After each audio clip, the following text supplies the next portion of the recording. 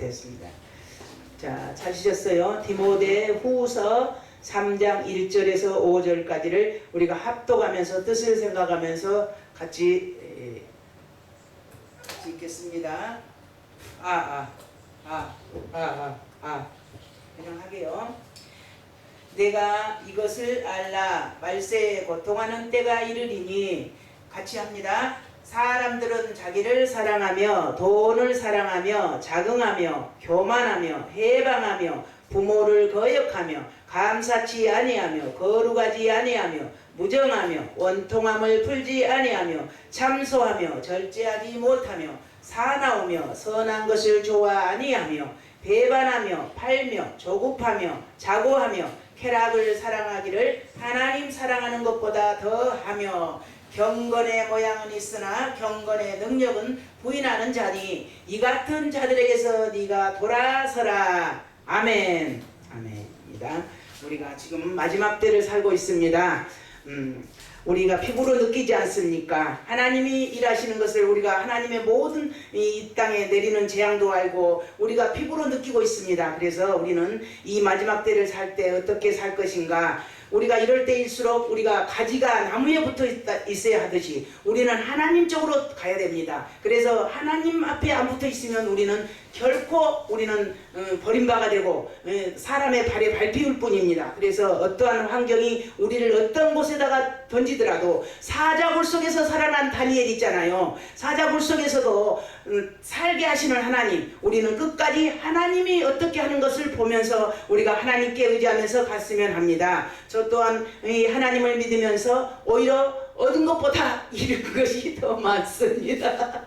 그래서 더 감사를, 왜냐하면 그러나 땅의 것은 없을지라도 하늘의 것으로 부하게 해주셨어요. 그래서 결론의 참복이 무엇인가? 하늘의 복을 받는 것이 복이더라고요. 그래서 신령한 복, 땅의 복이 아니고 하늘의 복, 이 땅의 복과 하늘의 복을 같이 주시면 좋겠지만은 내가 되지 못하여서, 훈련되지 못하여서, 하나님 마음에 합당하게 살지 못하여서 사랑의 징계의 채찍 속에서 살아온 것이 지금까지 간섭 속에 살고 있는 걸로 믿습니다. 그래서 우리가 이 세상에 살아갈 때에 하나님이 날 사랑한 것을 알면 어떤 환경을 하나님이 우리에게 허락한다 하더라도 우리는 감사하면서 살아갈 수 있습니다. 그런데 하나님의 믿음이 확신치 아니하면 우리는 어떤 것이 나오냐? 왜 하나님을 믿는데 이런 일만 있느냐? 할 말 없게 만듭니다. 이것이 우리의 삶입니다. 저도 또한 하나님의 종을 만들려고 했던 아들 또한 하나님께서 쳐서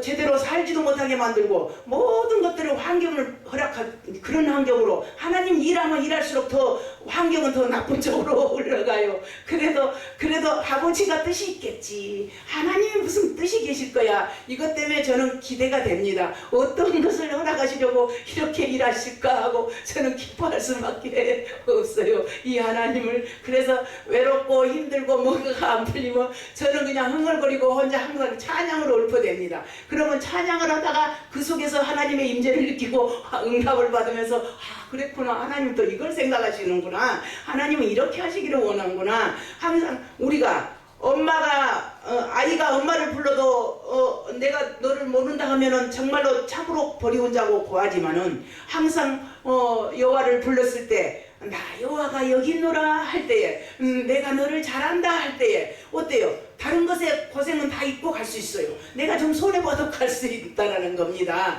그래서 우리가 하나님을 알면 이 세상 것은 하나의 배설물로 알게 되고 임시 불편하고 편리한 것들밖에 없습니다. 그래서 어떠한 환경에서도 우리는 세상이 요동을 하고 어떤 유라굴라 어떤 풍랑이 온다 할지라도 하나님만을 의지하는 저희들이 되었으면 합니다. 결코 하나님을 의지하면은 욥을 우리가 배웠잖아요. 욥의 인내를 배우라. 욥은 얼마나 하루아침에 욥과 같이 의인이 없다고 하나님이 인정했어요. 사단에게도 내서 네가 유인해 보아라 했거든요. 내줬어도 결코 죄를 찾지 못하게끔 그는 주시니가 여호와시기에 가져간 것이 당연하다는 것입니다. 그래서 하나님이 우리를 훈련하는데 사람이 볼 때는 저 사람이 왜 꼬라지가 저렇게 하나님 믿으면서 저렇게 됐어. 그런데 저희는 그것에 굴하지 않습니다. 하나님을 아는 자는 너희는 몰라서 그래. 하나님이 다 계획과 섭리 속에 우리는 살아가는 거야 하면은 감사할 수가 있고 기뻐할 수 있다라는 겁니다. 그래서 저는 항상 환경으로는 슬플 수밖에 없고 환경을 보면 낙심할 수밖에 없고 나를 도와줄 자는 이 세상에 하나도 없고 나의 편이 하나도 없지만은 만군의 여호와 나를 지으시고 나를 간섭하시고 나를 부르신 그 여호와 하나님의 힘과 하나님의 사랑이 나를 붙드니까 세상에 두려움이 없어요. 그냥 괜찮다고 살아갈 수가 있더라고요. 그래서 우리는 감사하면서 사는 저희들이 됐으면 합니다. 오늘 또 우리가 왜 이 자리에 모였습니까?